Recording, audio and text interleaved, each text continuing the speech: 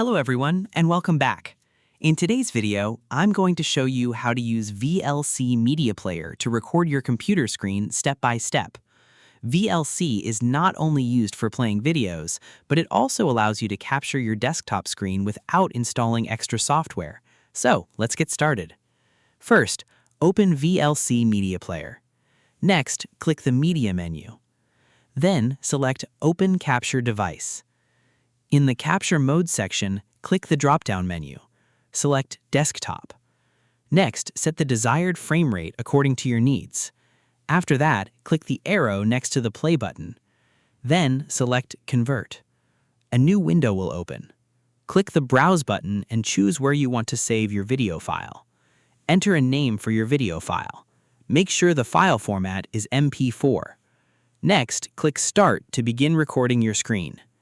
VLC will now start recording everything on your desktop. When you want to stop the recording, open VLC again. Then, click the Stop button.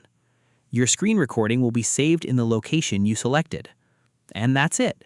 You've successfully recorded your screen using VLC Media Player.